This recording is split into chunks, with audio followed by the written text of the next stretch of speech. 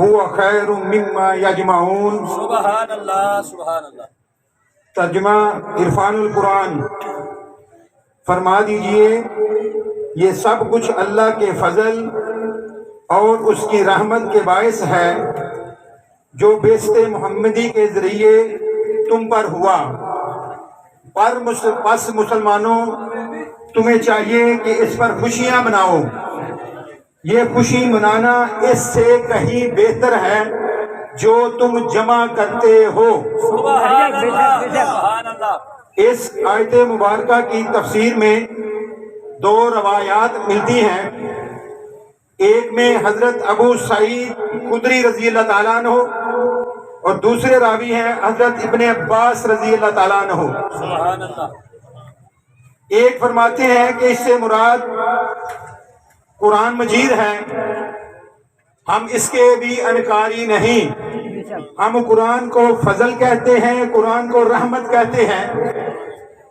اور حضرت عباس رضی اللہ تعالیٰ عنہ فرماتے ہیں اس سے مراد میرے اور آپ سب کے اور حسنین کریمین کے نانا مبارک۔ سبحان اللہ سبحان اللہ۔ اس نعمت کا فضل اللہ سبحانہ تعالیٰ نے ہم سب کے اوپر بہت عنایات فرمائی ہے، کسی عنایت کا احسان نہیں جتلایا۔ ہم سب کو مسلمان بنایا، سرکار کا امتی بنایا، کوئی جانور بنا سکتا تھا۔ سب سے بڑی عنایت یہ کہ سرکار کا امتی بنایا ہے، جس کے لیے نبی بھی انبیاء بھی دعا کرتے رہے ہیں، اور یہ احسان اللہ نے کبھی بھی نہیں جتلایا۔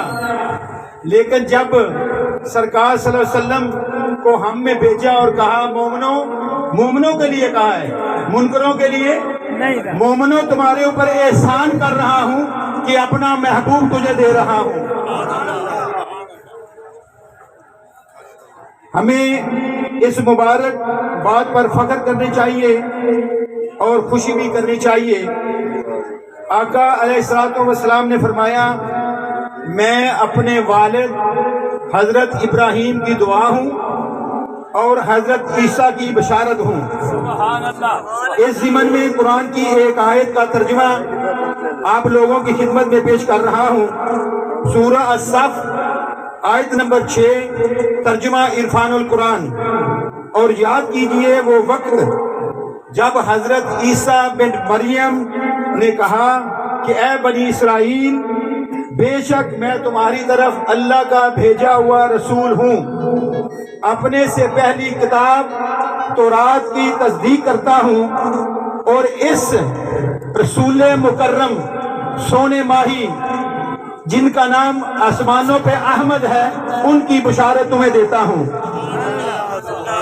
آپ کی آمد کا ذکر ایک اور مقام پر اللہ سبحانہ تعالیٰ نے فرمایا آپ کی بعثت کا احسان کر کے، سورہ آل عمران ہے، آیت نمبر 164 ہے، ترجمہ عرفان القرآن۔ تحقیق اللہ تعالیٰ نے محسنوں پر احسان فرمایا، ان میں اپنا رسول مبعوث فرمایا۔ آمد کا مقصد تحقیق رسول صلی اللہ علیہ وسلم کی ذات میں تمہارے لیے حسین نمونہ ہے۔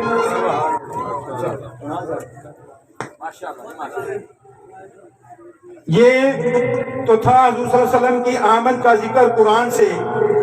اب حدیث مصطفیٰ سے سنیے۔ اس حدیث کو امام مسلم نے روایت کیا ہے، امام باقی نے سنن الکبریٰ میں، امام نسائی نے سنن الکبریٰ میں، امام احمد بن حنبل نے المسند میں، امام عبد الرزاق نے المصنف میں، امام ابو یعلا نے المسند میں۔ حدیث پاک کا مفہوم یہ ہے، حضرت ابو قتادہ انصاری سے مروی ہے کہ جب آپ صلی اللہ علیہ وسلم پیر کے دن روزہ رکھتے، وجہ پوچھی گئی سرکار اس دن روزہ کیوں رکھتے ہیں؟ سرکار صلی اللہ علیہ وسلم نے فرمایا میں اس دن پیدا ہوا اور اسی دن میرے اوپر قرآن نازل ہوا۔ حضور نے اپنے میلاد کے اوپر بکرے ذبح کیے۔ اس کو امام باقی سنن الکبریٰ، امام مقدسی الاحادیث المختارہ، امام نووی تہذیب الاسماء، امام اسقلانی فتح الباری، امام اسقلانی تہذیب التہذیب، امام مزی تہذیب الکمال فی الاسماء الرجال، امام طبرانی المعجم الاوسط، ابن اساکر تاریخ و دمشق کبیر میں فرماتے ہیں کہ سرکار صلی اللہ علیہ وسلم نے جب 42 سال کی عمر کے بعد اعلان نبوت فرمایا تو سرکار صلی اللہ علیہ وسلم نے بکرے ذبح فرمائے۔ کئی تفاسیر لکھنے والوں نے کہا کہ یہ سرکار نے اپنا عقیقہ کیا ہے، جبکہ سرکار کا عقیقہ سرکار کے دادا جان نے سرکار کے 7 دن کے عمر میں کر دیا ہوا تھا۔ اگر اس کو حقیقہ بھی مان لیں تو حقیقہ تو ولادت کا ہی ہے نا، ولادت ہوتی ہے تو تب حقیقہ ہوتا ہے۔ تو اس لیے سرکار صلی اللہ علیہ وسلم نے اپنی ولادت کا حقیقہ کر کے بکرے ذبح کر کے امت کو یہ پیغام دیا کہ لوگوں، مجھے ماننے والوں، میرا جشن منانے والوں، میری سیرت پر عمل کرو۔ سرکار کی سیرت کیا ہے؟ نہ جھوٹ بولو، نہ کسی کا حق مارو، نہ غیبت کرو، نہ کم تولو، نہ ایک دوسرے کے مال کے اوپر نظر رکھو، بلکہ کیا کرنا چاہیے؟ سرکار کی امت کو جوڑیں، سرکار کی امت کو جوڑیں۔ سٹیج کے اوپر آپ کو زینت ڈاکٹر صاحب، پیر صاحب، مفتی شفقات صاحب منہاج القرآن سے آپ کو مختلف مکاتب فکر کے، ادھر شفیق الرحمان طیب ڈار صاحب، جناب پیر صاحب، سارے آپ کو مل رہے ہیں اس سٹیج کے اوپر سرکار کی امت کو اکٹھا کرنے والے۔ جدھر سرکار کی امت کو اکٹھا کیا جائے، سرکار کی امت کو جوڑا جائے، فرقے میں نہ بانٹا جائے، ان لوگوں کا ساتھ دو۔ وما علینا الا البلاغ۔